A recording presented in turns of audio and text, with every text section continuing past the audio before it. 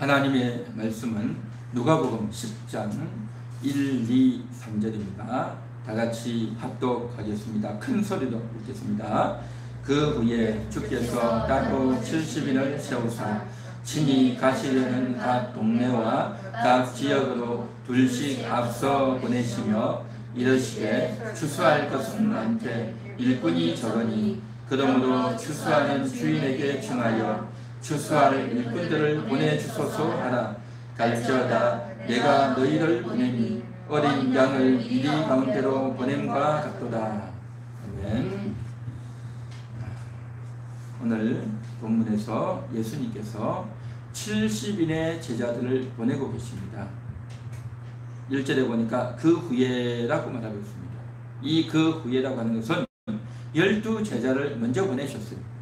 먼저 12제자를 보내서 나가서 이제 메시아가 왔다라는 것을 알리라고 그렇게 이야기하셨습니다. 그리고 나서 이제 또 나중에 70인을 또 뽑아서 나가서 복음을 전하라 라고 이야기했어요. 이스라엘 사람들은 저들이 이제 양을 잡아서 염소와 소를 잡아서 제사를 드렸어요. 왜 제사를 드렸느냐? 자신들의 죄를 사하여 주옵소서 하는 의미도 있지만 메시아를 보내주시옵소서. 메시아가 오셔야 우리의 죄가 싹 씻어집니다 라고 하는 그러한 생각과 기대와 믿음을 가지고 제사를 드렸던 거예요. 제사 드리는 목적은 메시아가 오기를 기대하는 마음으로 제사를 드렸단 말이죠. 그런데 이제 드디어 메시아가 오셨다. 그러니 너희가 이때까지 기도하고 제사 드렸던 그 주인공이 왔다. 그 예수에게 나오라 라고 전해라는 거죠. 그래서 70인을 예수님이 보내주고 있다는 것입니다. 구약 시대를 살았던 이스라엘 백성들은 제사를 드렸지만 그러나 실제로 죄가 씻겨진 것은 아니었어요. 자기가 잘못했고 혹은 남을 살인하고 도적질하고 거짓말하고 온갖 죄를 지었지 않겠습니까? 그랬는데 실제는 그 죄가 씻겨지지 않아요. 그러니까 양심으로는 그 죄가 남아있는 겁니다.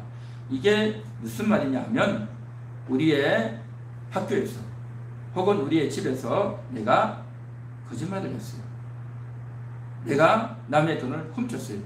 그런데 깜짝같이 훔쳤어요. 아무도 몰라. 그래도 몰라. 엄마도 모르고 남편도 모르고 아내도 몰라요. 그냥 넘어갔어요. 그러나 본인은 알잖아요. 그렇죠? 그와 같은 죄책감이 늘 남아있는 겁니다. 그리고 이 세상에서는 자기가 남을 혹은 살인하고 강간하고 도적질해서 잡히질 않았어. 잡히질 않으니까 아무리 경찰이 찾으려고 해도 못 잡았어. 그러면 그 사람은요 그냥 넘어가는 거예요. 그냥. 그렇죠. 그렇지만 그 사람 속에 양심은 알아요. 양심이 너무너무 괴로운 거죠. 그런데 죄라는 것이 그렇게 큰 죄만 있는 게 아니라 사회화되는 감옥에 가는 죄뿐만 아니라 내가 말로 남을 상처주고 남을 못살게 굴고 또 남을 때리고 이렇게 못된 짓을 하고 살아가는 사람들이 얼마나 많냐 말이죠. 그 속에 다 양심이 가책이 되어 있어요. 양심이 가책이 돼요. 여러분 주변에 보십시오. 큰 소리치고 화를 내고 성질을 잘 부리는 사람 있죠. 왜 그런지 아십니까? 양심이 가책이 돼서 그런 거예요.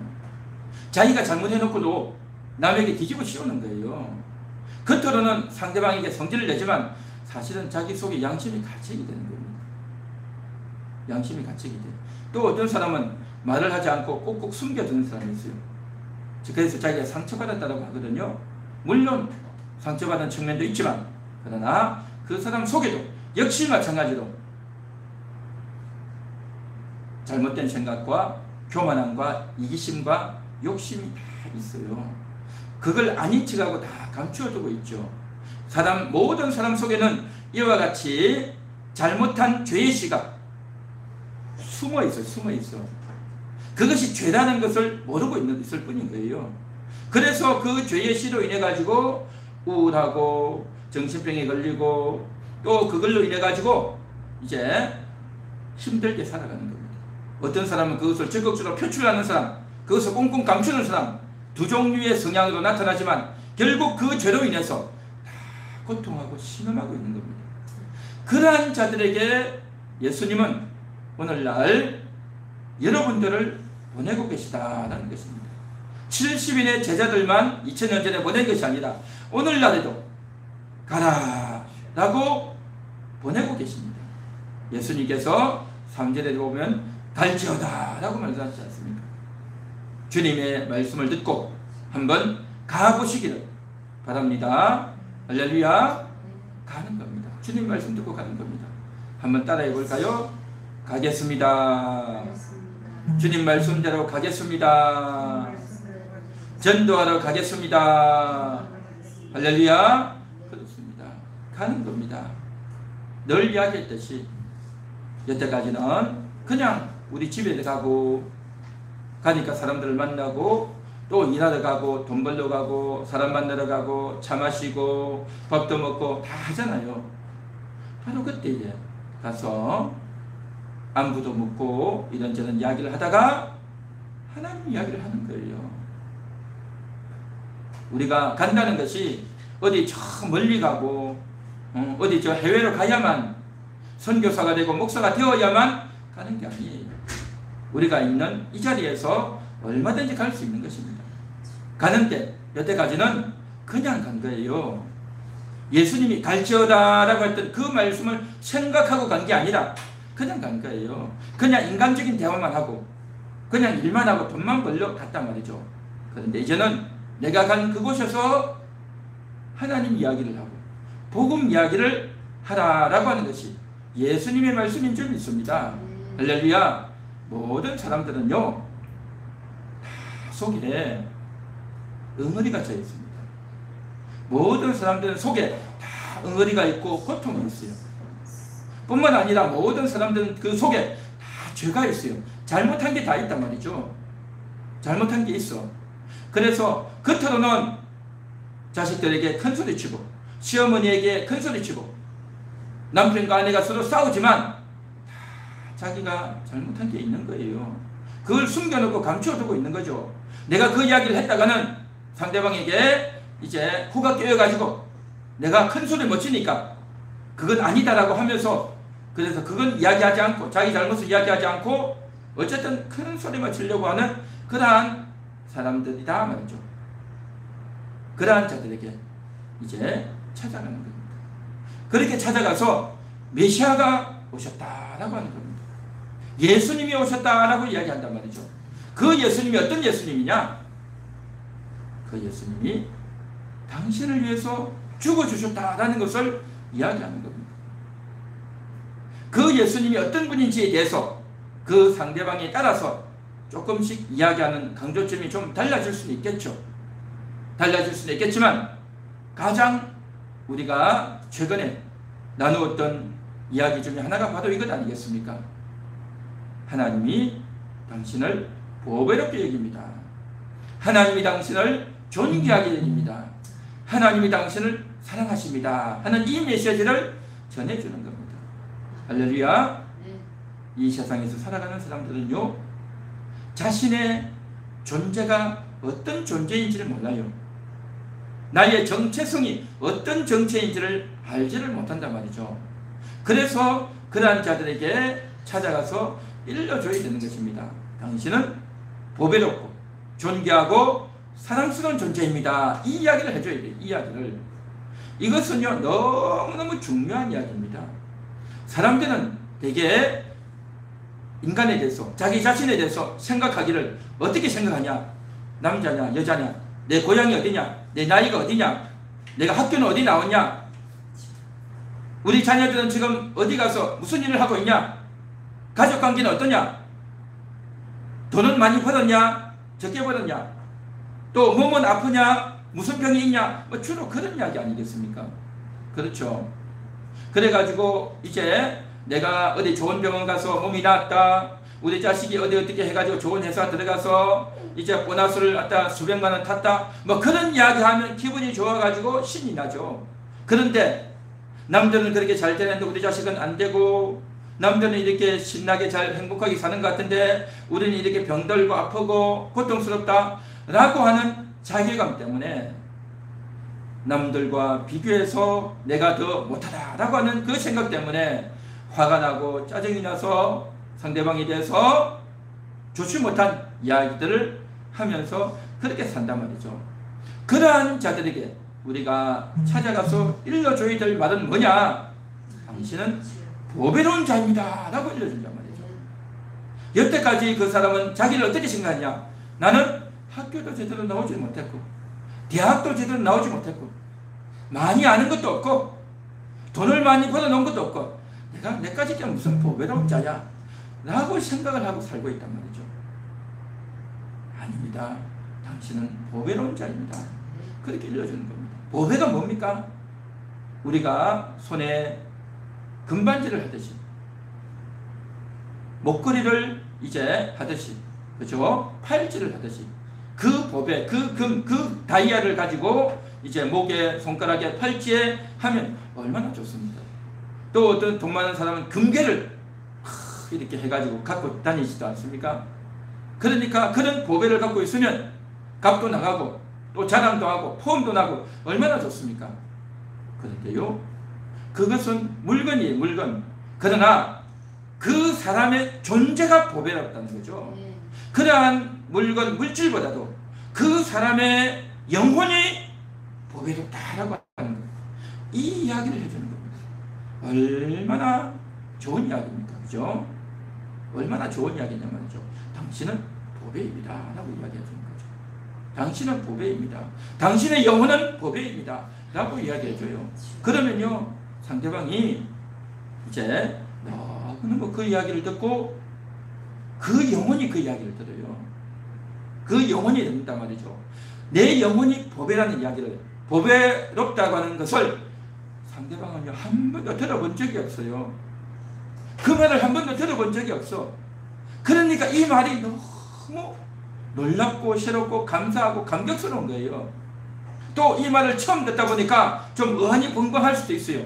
그래도 여러분이 여기에서는 절대 장난스럽게나 농담으로 하면 안 됩니다. 정말 간절하게 진심으로 이야기해 줘야 됩니다. 당신의 영혼은 보배롭습니다. 비록 내 몸은 아프고 돈은 많이 없고 또 좋은 학교를 나오고 그런 건 아니지만 그럼에도 불구하고 당신의 영혼이 보배롭습니다. 당신의 영혼은 정말 대단합니다. 그 이야기를 해주셔야 돼요. 여러분, 전도가 다른 거 아니에요.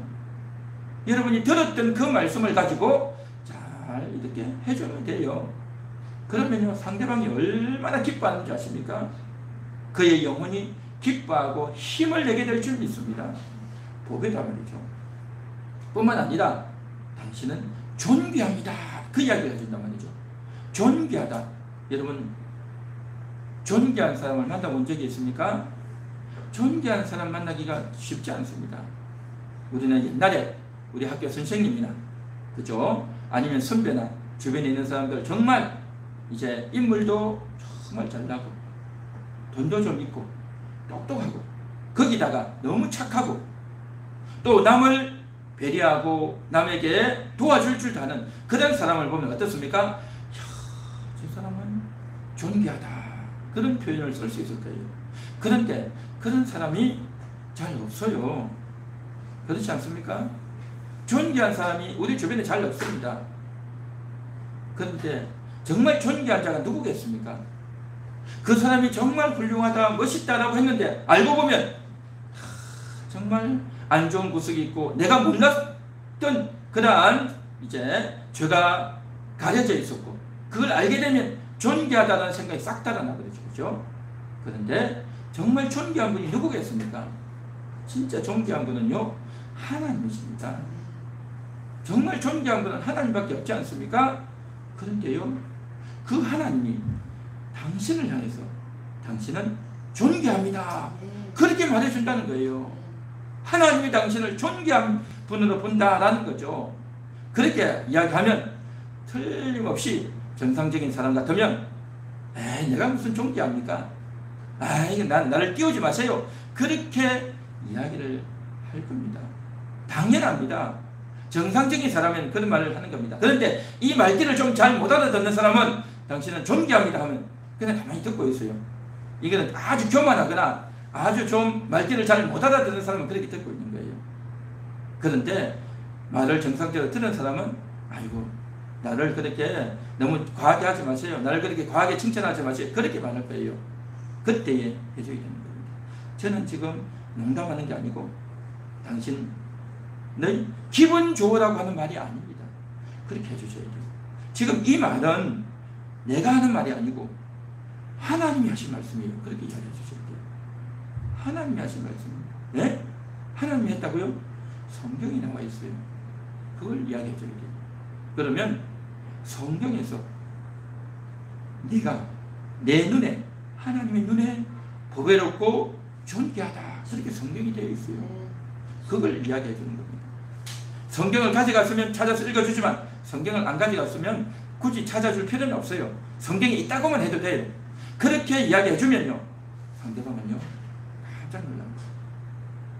왜냐하면 이런 이야기 전에 한 번도 들어본 적이 없고 하나님이 나 같은 자를 이렇게 존귀하게 봐준다는 것이 정말 감당할 수 없는 너무나도 감격스럽고 미안하고 몸둘 바를 모르는 그런 말씀입니다.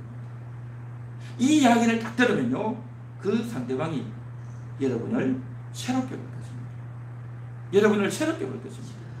야, 저 사람 말이야 맨날 파자마만 입고 다니고 맨날 길거리 왔다 갔다 하는 줄 알았는데 농담이나 하고 또 이런저런 이야기만 하는 줄 알았는데 야, 저 사람 말하는 거 보니까 너무 다르구나. 그걸 느끼게 될 것입니다. 사랑하는 성도 여러분, 전도는 다른 게 아닙니다. 여러분이 들었던 말씀을 그대로 전해주는 겁니다. 그래서 그 상대방에게 찾아가셔서 처음에는 이런저런 이야기도 하고 가족 이야기도 하고 잡담도 하고 여러 가지 이야기를 하겠지만 그러나 이제 그 사람의 존재에 대해서 이야기해 주는 겁니다. 당신이 어떤 존재인지 아십니까? 당신은 보배로운 존재입니다. 당신은 존귀한 자입니다. 당신은 하나님이 사랑하시는 자입니다. 이 이야기를 해주시기 바랍니다. 할렐루야. 정말 이것이 바로 그 영혼에게 일러주는 상대방이 누구인지를 내가 누구인지를 딱 일러주는 말씀인 겁니다. 사람들은요 내가 누구인지에 대해서 알지를 못해요. 내가 누구냐 하면 나이는 몇 살이고 이름은 뭐고 어디서 태어났고 우리 집 재산은 얼마나 있고 우리 집 가족은 누구고 뭐 어느 가문이고 뭐 주로 기껏 해봤자 그런 것밖에 돼 있냐 말이죠. 그렇죠. 그게 무슨 자기의 정체성이겠습니까? 정말 중요한 것은 하나님 당신을 보배롭게 여기시고 하나님이 당신을 존귀하게 여기시고 하나님이 당신을 사랑하십니다. 이 이야기를 해주는 거예요. 이야기를. 그러면요 상대방은요 이 말을 제대로 알아들으면요 감격스럽고 미안하기도 하고 몸둘 바를 모르기도 하고 그렇게 되는 겁니다.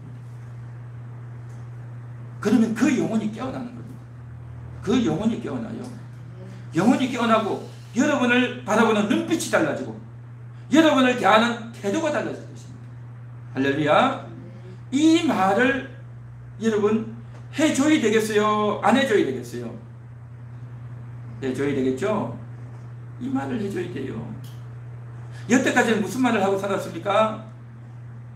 뭐 여름 날씨가 덥네, 코로나로 인해가지고 확진자가 많이 늘었네, 우리 가족은 어떻네, 아이고 일이 힘드네, 아이고 내 허리가 아프네, 주로 전부 그런 이야기 아닙니까? 물론 이런저런 이야기도 할 수 있겠지만 그건 핵심이 아니잖아요. 핵심이 아니잖아요. 정말 그 영혼에 필요한 이야기가 바로 이 이야기인 겁니다. 여러분들이 그동안 여러 주를 거쳐서 들었던 이 말씀 아닙니까? 여러분이 이 말을 들을 때에 여러분의 영혼이 감사하고 감격하고 몸둘 바를 모르는 그러한 심정 아니었겠습니까? 할렐루야. 여러분이 이 말씀을 기쁘게 듣고 감사하게 들었다면 나만 듣고 있을 게 아니라 그걸 알려줘야 돼요. 그걸 알려줘야 돼요.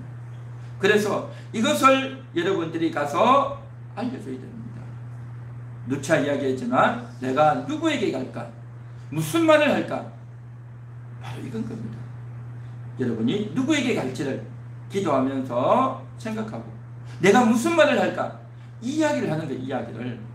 그 이야기를 하게 되면 상대방이 얼마나 기뻐할지 모르는 겁니다. 저는 하나님의 종으로 여러분들에게 이야기를 하는 거고 이 말을 들은 여러분들은 이제 여러분의 가정에, 직장에, 여러분들이 아는 사람에게 찾아가서 이 이야기를 해주는 겁니다. 그래서 여러분이 기도하셔야 되는 겁니다. 기도하셔야 돼요. 하나님, 내가 누구에게 갑니까? 하나님, 내가 무슨 말을 해야 됩니까? 하나님, 나에게 지혜를 주세요. 하나님, 나에게 용기를 주세요. 하나님, 내가 말을 잘할 수 있도록 성령으로 충만하게 내 입술을 지켜주시고 붙들어 주세요 라고 기도하고 가야 될 줄로 믿습니다. 할렐루야. 그리할 때 하나님이 함께 하시고 하나님이 역사하시고 놀라운 일들이 일어나게 될 줄로 믿습니다. 할렐루야. 자, 3절을 보겠습니다. 누가복음 10장 3절. 갈지어다 내가 너희를 보내니 어린 양을 이리 가운데로 보냄과 같도다 라고 했습니다. 주님이 70인을 향해서 갈지어다 내가 너희를 보내니 어린 양을 이리 가운데로 보냄과 같도다 라고 했습니다. 어린 양을 보낸대요. 어린 양을 이리 가운데 보내면 어떻게 되겠습니까? 어린 양이 이게 잡아먹히죠. 그렇죠. 반대가 되게 되지 않겠습니까? 이리를 어린 양에게 보내서 저들을 잡아먹고 저들을 KO시키고 저들을 이길 수 있는 그러한 자를 보내야 안 잡아먹히고 복음도 잘 전하고 그렇게 되지 않겠습니까? 이 70인들을, 이 12제자들을 특수훈련을 시켜가지고 논리적으로 무장시키고 건강을 주고 그래서 상대방에게 절대 지지 않도록 무장하고 훈련시켜서 보내야 잡아먹히지 않고 저들을 싸워서 이기고 복음을 전할 수가 있지 않겠습니까? 그렇죠. 논리적으로 보면 그렇게 해야 되죠. 그런데 예수님 뭐라고 말씀하셨냐면 어린 양을 이리 가운데 보낸 것 같다. 어린 양. 여러분들은요, 양들이 양. 양이 이리 가운데 가도 잡아먹히는데 거기다가 어린 양이니까 양인데 양은 양인데 어리기까지 한 양이니까 그 어떻게 이길 수 있겠고 어떻게 안 잡아먹힐 수 있겠냐 말이죠. 그래서 이제 주님이 여러분들을 보내는 심정이 이렇게 안타깝고 짠하고 그러한 마음을 주님은 갖고 계시다라는 것입니다. 여러분들이 가서 방금 이야기했던 그 전도 대상자의 존재감에 대한 언급을 해주려고 했는데 그 이야기를 하기까지 그 말을 가자마자 쑥 할 수는 없지 않겠습니까? 가서 이제 가벼운 이야기를 하면서 점차 그 이야기로 들어가야 되는데 그 이야기를 하기까지 어려움이 얼마든지 있을 수 있습니다. 그리고 그러한 이야기를 하면 그렇군요. 감사하고 감격스럽게 받는 사람도 있겠고 그런 이야기를 하면 하지도 말라고 하면서 거부하는 사람들도 있을 거예요. 그래서 그렇게 해서 가면 그곳에는 양도 있고 이리도 있어요. 양도 있고 이리다 말이죠. 양은 뭐겠습니까? 비록 교회를 나오고 있지 않지만 그 말을 듣고 좋아하고 환영하는 사람, 그건 양입니다. 교회는 안 나와도. 그런데 이 이야기를 듣고 외면하고 싫어하고 싸우려고 드는 사람도 있을 수 있어요. 또 겉으로 표현은 안 하지만 속으로 이 이야기를 아주 무시하고 외면하는, 말은 안 하지만 그렇게 무시하고 안 듣는 사람도 있을 거예요. 그렇게 안 듣는 자들이 누구냐? 이리 같은 자다라는 것입니다. 그런데 평상시 여러분들하고 잘 지내고 말도 잘 통하고 소통도 잘 됐는데 실제로 이 복음 이야기를 하면 이리로 돌변하는 자가 있을 거예요.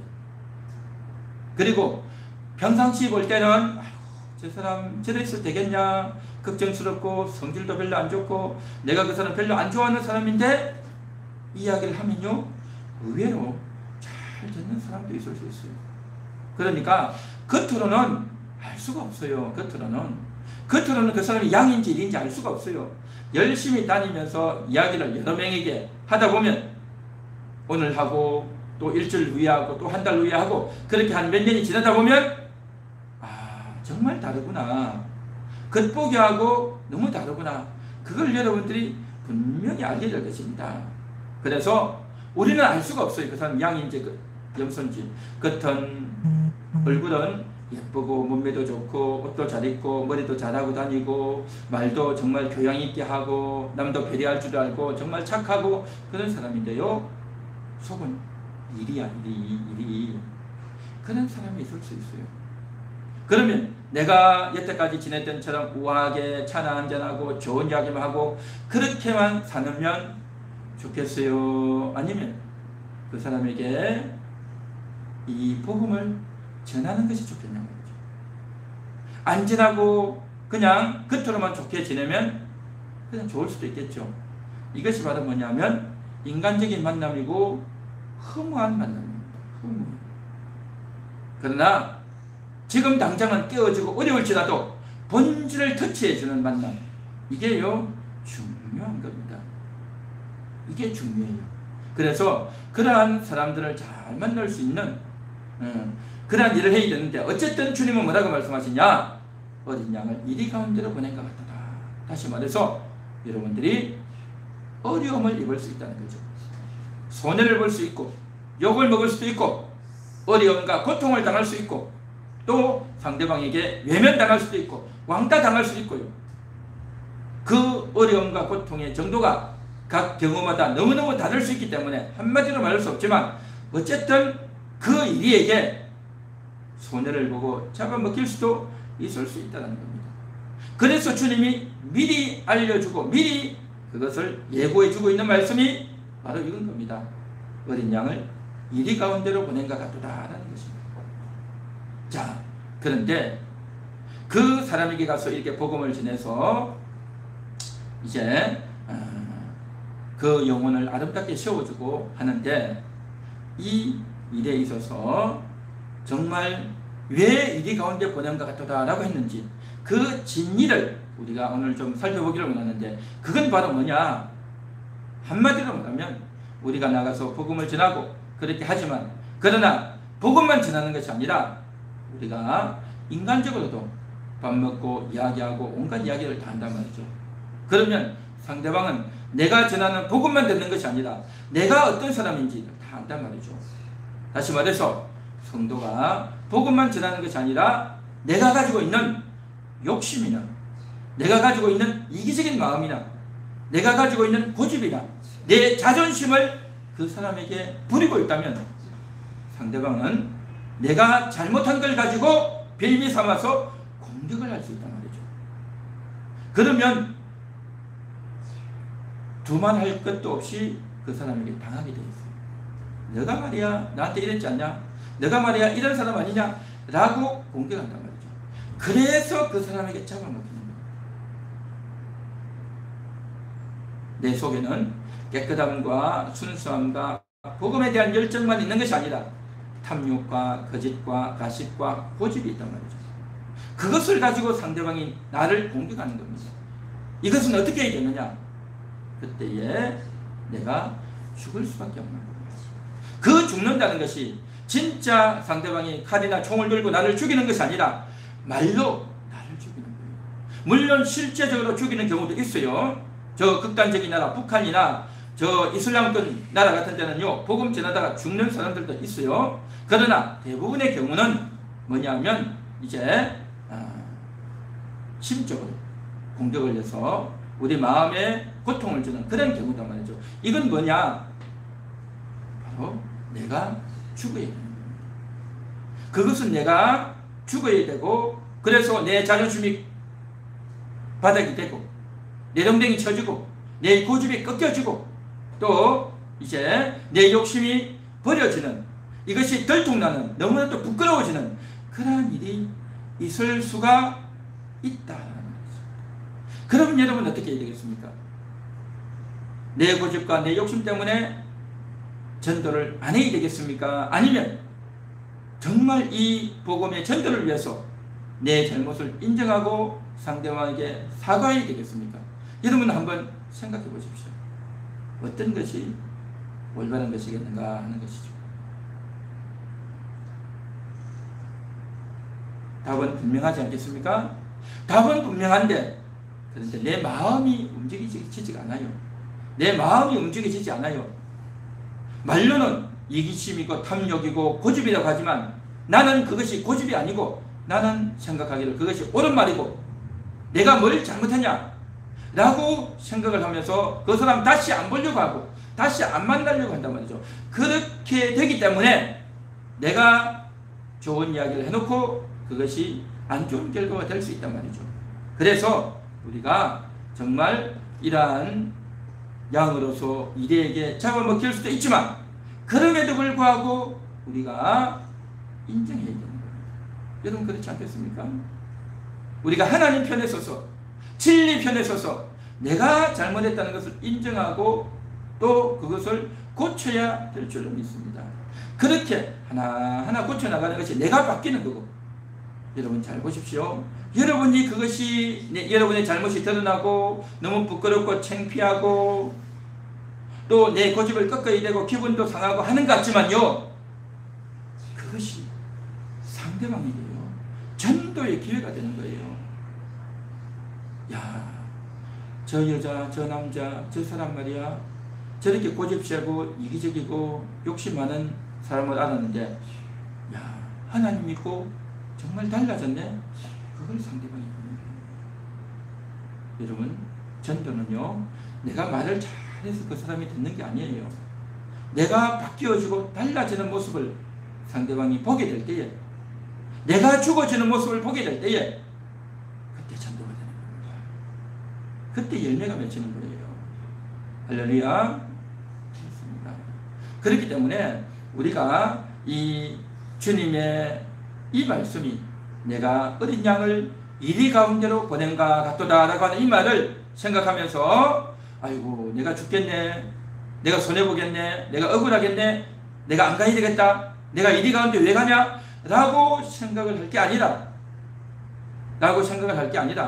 감사한 마음으로 담대함으로 가야 될 줄 믿습니다. 할렐루야. 그렇게 할 때 여러분의 심령이 정말 아름다워지고 하나님이 기뻐하시는 그러한 사람이 된다라는 거죠. 바울과 실라가 복음을 전하러 가지 않았습니다. 빌립보 지역에 복음을 전하러 갔는데 그런데 그 복음을 전하는데 그만 그 동네 사람들이 이상한 풍속을 전한다라고 해가지고 바울과 실라를 그냥 고발을 했고 감옥에 갇히게 된 겁니다. 감옥에만 갇힌 게 아니라 매를 실컷 두들겨 맞은 거예요. 매를 두들겨 맞았단 말이죠. 그 매를 두들겨 맞고 까무러쳐서 기절을 했습니다. 그렇게 까무러쳐서 기절을 했다가 깼는데 깨니까 한밤중이야. 한밤중에 깨자마자 이들은 어떻게 했습니까? 하나님 우리가 복음을 전하러 갔는데 이렇게 잡혀가지고 물면을 맞고 이게 뭡니까? 하나님이 함께 하신다고 했는데 우리가 이럴 수 있습니까? 하고 불평하고 원망한 게 아니라 하나님 감사합니다. 복음 전하는 도구로 써주시니 감사합니다. 깨자마자 저들은 하나님께 감사를 했어요. 감사를. 하나님을 찬양을 했단 말이죠. 참 놀랍죠. 그렇게 하나님께 감사하고 찬양을 올렸더니만 무슨 일이 벌어졌느냐? 지진이 일어난 거예요. 지진이. 그 감옥에 지진이 일어났어요. 지진이 일어나다 보니까 감옥이요 완전히 다 흔들려 버린 거예요. 흔들렸어. 지진이 일어나서 감옥이 완전히 그냥 흔들리다 보니까 어떻게 되었냐면 그 감옥에 이제 사람이 들어가고 감방 안에 사람을 죄수를 넣고 나면 철문으로 꼭꼭 걸어 잠그잖아요. 근데 그 철문이 다 부서지고 있는 거예요. 철문이 다 열려버렸어. 철문이. 놀라운 지진이죠. 놀라운 지진. 여러분 철문에 열쇠를 가지고 채워놓고 첫 번째 문, 두 번째 문, 세 번째 문, 네 번째 문 그렇게 철문이 있단 말이죠. 그런데 그 철문의 열쇠가 다 흔들릴 정도면 여러분 얼마나 대단한 지진이 일어났겠어요. 그렇죠. 그런데요 신기한 것은 그 정도 지진이 날 것 같으면 이 안에 있는 물건들이 다 뒤집어지고 사람들이 다 뒤집어지고 땅이 쭉 갈라지고 그렇지 않겠어요? 지진의 정도가 그렇게 강력한 정도면. 그런데요, 그 지진은 놀라운 지진입니다. 그렇게 벽이 갈라지고 바닥이 갈라지고 사람들이 막 뒹굴고 그런 지진이 아니고 철문만 열리는 지진이었어요. 철문만 열리는 지진. 그래서 기적인 겁니다. 그래서 기적. 그래서 철문이 열려가지고 있는 그런 상태였단 말이죠. 그래서 그때 당시 죄수들을 지키던 이제 간수가 바깥에 앉아서 한밤중에 잠을 자고 있었던 거죠. 잠을 자고 있었는데 이상하다 싶어가지고 뭐가 지진이 일어나고 이런 난리가 나니까 그만 철문이 열려있는 거예요. 문이 열려있는 걸 보고 깜짝 놀란 겁니다. 깜짝 놀라서 자다가 깨어나가지고 깜짝 놀라가지고 죄수들이 도망가겠구나 라고 생각해서 죄수들이 도망갔습니다. 이제 나는 팔이 먹습니다. 이제 나는 죄수들을 못 지켰으니 책임을 지고 나는 죽게 생겼구나 라고 생각이 든 거죠. 큰일 났다 해서 이제 끌려나가서 죽느니 내가 차라리 자결을 해야지 해서 자기 목을 이제 가해서 죽으려고 했던 겁니다. 그런데 그때 바울이 안에서 뭐라고 말하냐면 스톱! 내 몸을 상하지 말라. 우리가 다 여기 있노라. 그렇게 이야기한 거예요. 그렇게 바울이 그 이야기를 했어요. 그러니까 간수가 깜짝 놀라가지고 등불을 들고 감옥 안으로 들어간 거예요. 이게 참 놀라운 스토리입니다. 여러분 생각을 해보십시오. 내가 복음 전하다가 감옥에 있고 그런데 한밤중에 찬양과 기도를 했더니 지진이 일어나서 옥토가 흔들려서 그런데 이제 철문이 열려버렸어요. 근데 그 철문이 열렸으면 어떻게 되겠습니까? 감방 안에 있는 사람들이 어이구 잘됐다. 어이 빨리 나가야 되겠다. 그렇게 하고서 다 나가지 않겠어요? 근데 죄수가 한 명도 안 나갔어요. 한 명도. 바울도 우리가 뭐 잘못한 거 없으니까 우리도 나가야 되겠다 라고 해서 나가 수 있지 않겠어요? 그런데 바울과 실라는 나가지 않았어요. 나가지 않았어요. 나가지 않고 간수가 칼을 들어 자기라는 것을 보고 내 몸을 상하지 말라 스톱! 그 말을 했어요. 그걸 다 보고 있었단 말이죠. 보고 있었어요. 여러분 요즘처럼 이렇게 등이 있고 형광등이 있는 시대가 아니에요. 옛날에는 그 감방 안에 들어가면 깜깜합니다. 깜깜해. 아무것도 안 보여요. 아무것도 안 보이는데 그걸 보고 있었단 말이죠. 어두운 곳이었어요. 불이 없지만 계속 보고 있으면 주시하고 있으면 어두운 데도 보여요. 그 사람이 무슨 행동하는 게 보인단 말이죠. 그걸 보고 있었단 말이죠. 도망 안 가고 그걸 보고 있었단 말이죠. 왜 보고 있었겠습니까? 왜 보고 있었겠습니까? 그리고 주변에 있던 그 죄수들이 도망가려고 하는 것도 못 가게 딱 막고 도망 못 가게 하고 다 지키고 있습니다. 이게 바로 복음 전도자의 위대한 면모입니다. 내가 좋은 일이 일어나서 내가 이제 감옥을 나갈 수 있겠구나 해서 당장 나갔다면 전도의 역사는 일어나지 않는 겁니다. 그걸 보면서 다 주변을 통제하면서 간수가 뭘 하는지까지 다 지켜보면서 상황을 예의주시하고 있으면서 하나님이 어떤 일을 하실까를 잘 살폈던 겁니다. 그러다 보니까 간수가 칼을 뼈들어 자기를 하려는 걸 보고 그를 진정시키고 간수가 들어오고 그리고 이제 간수가 깜짝 놀라가지고 이제 내가 어떻게 해야 구원을 얻겠나이까 그렇게 질문한 겁니다. 여기서 말하는 간수의 구원은 뭐냐면 내가 어떻게 하면 예수 믿고 천국 가겠습니까? 그 말이 아니고 내가 감옥 터가 흔들리고 이렇게 했으니 이제 나는 죽게 정했습니다. 어떻게 하면 내가 죽지 않고 목숨 구하겠습니까? 내가 이 상황에서 어떻게 해야 되겠습니까? 라고 간수가 오히려 죄수에게 부탁을 하는 겁니다. 내 목숨을 좀 살려달라고 이야기하는 겁니다. 그러니 바울이 뭐라고 말합니까? 내가 내 목숨 살려주겠다. 우리가 도망 안 가겠다. 그렇게 말을 한 것이 아니라 인간적인 그런 상황적인 말을 한 것이 아니라 주 예수를 믿어라. 그래야 하면 너와 내 집이 구원을 얻으리라. 그 말을 한 겁니다. 그 유명한 말이 바로 여기서 나온 거예요. 주 예수를 믿으라. 그래야만 너와 내 집이 구원을 얻으리라. 그래서 이 간수가 예수를 믿게 된 겁니다. 할렐루야. 예수를 믿고 또 복음을 전한다고 하는 것은 그냥 내가 한마디 툭해서 되는 것이 아니라 이와 같이 상황이 만들어지고 하나님께서 역사해 주시고 상대방의 마음의 문이 열려지는 이러한 현상이 동반되어져야 복음이 전해진단 말이죠. 그런데 이 일을 하려면 우리가 가야 되는 거죠.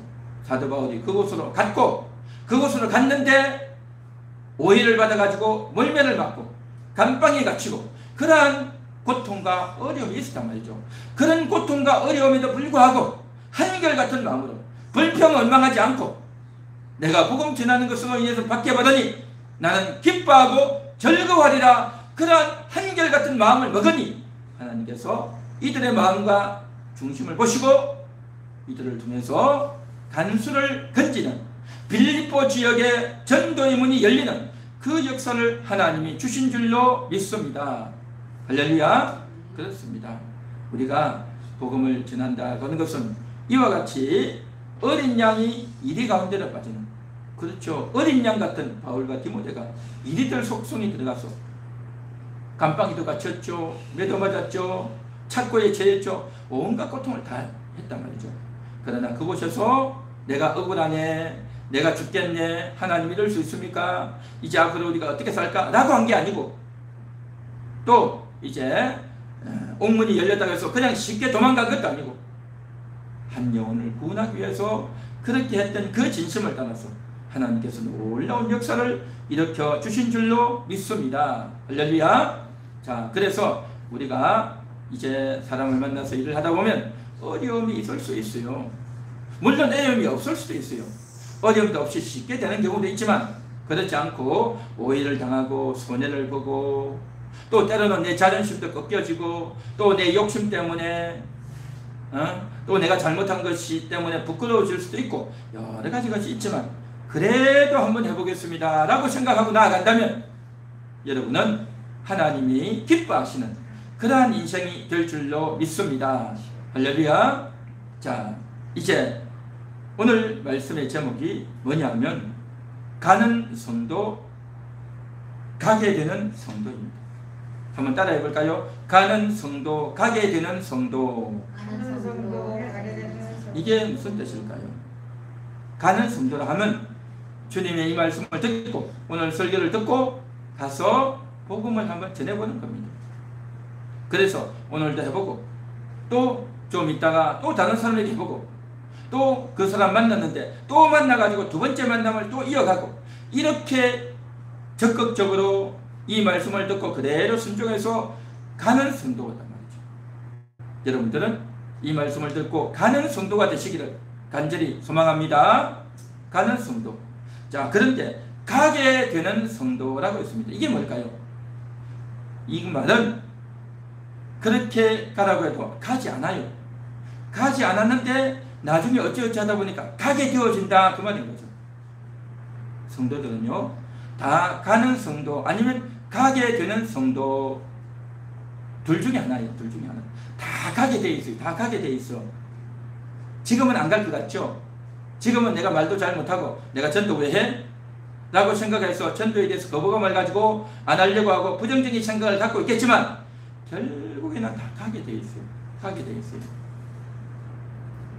왜냐하면 지금 현재 우리가 살고 있는 이 삶의 현상이요 결코 여러분 보통 현상이 아닙니다. 코로나가 지금 굉장히 극심해지고 있어요. 2020년부터 와가지고 지금 3년째 아닙니까? 3년째인데 코로나로 인해서 지금 많은 사람들이 어려움을 당하고 있어요. 8월 달이면 코로나가 가장 이제 덜 위험할 그런 시기예요. 그런데요, 그렇지 않습니다. 2020년 8월 달에 코로나로 인해서 사망하신 분이 23명, 2021년도에 8월 달에 사망하신 분이 190명 정도, 2022년 올해 8월 달 어제 그저께 통계만 해도요 1,300명 가까이 나왔어요. 8월 달에 8월 달에 20 몇 명에서 190명대에서 1,300, 1,400, 1,500명이 될 수도 있어요. 점점 많아지고 있지 않습니까? 9월달이 되고 10월달이 되고 겨울이 되면요 더 지금 확산될 수 있어요. 엄청난 사람들이 지금 죽고 있어요.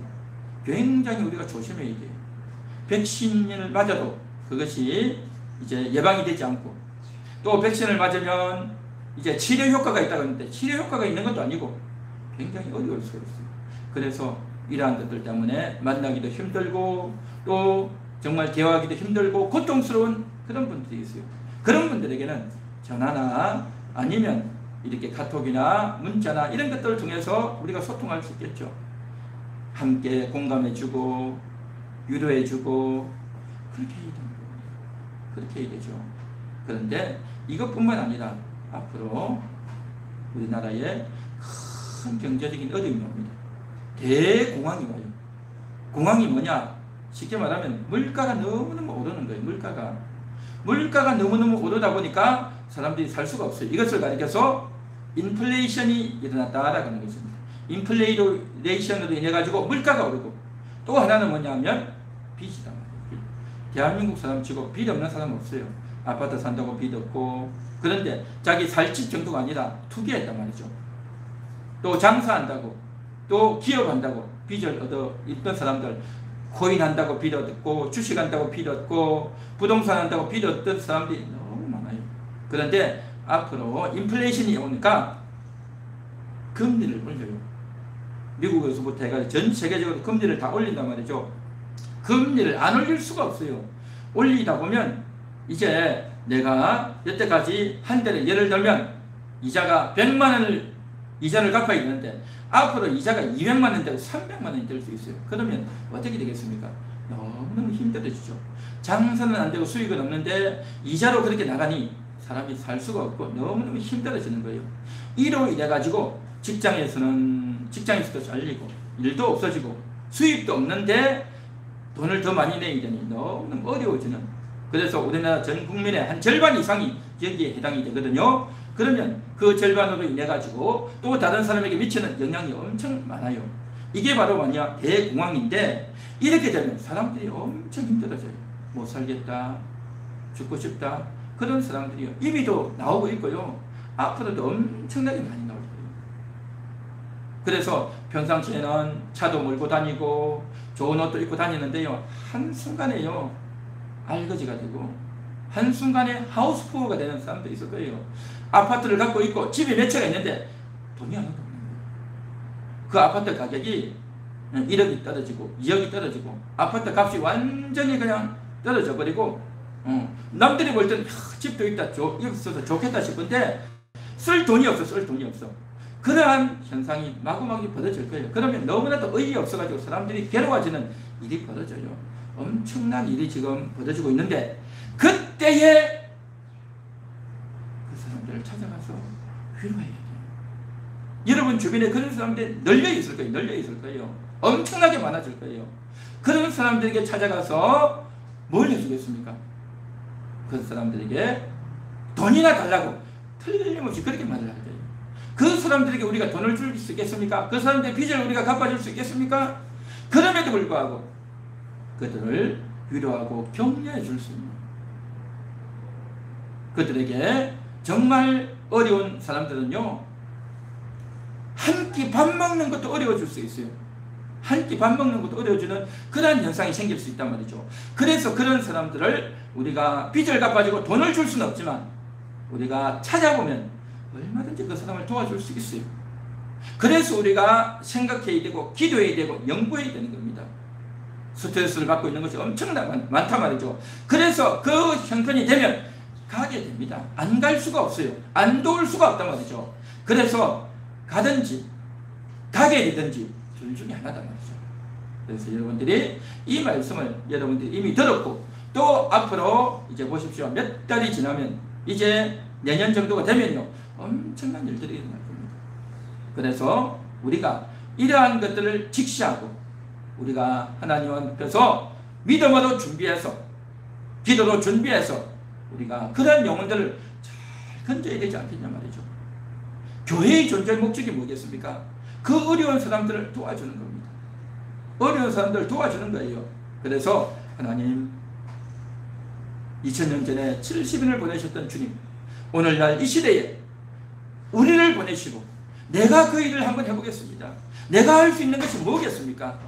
내가 할 수 있는 것 말로 위로해 주는 건데, 내가 저들에게 줄 만한 게 돈도 아니고 재산도 아니고 말로 위로해 주는 건데, 하나님의 말씀으로 한번 위로해보고 저들을 한번 도와줘 보겠습니다 라고 결심하고 기도한다면 여러분은 정말 하나님이 기뻐하시는 그러한 인생이 될 줄 믿습니다.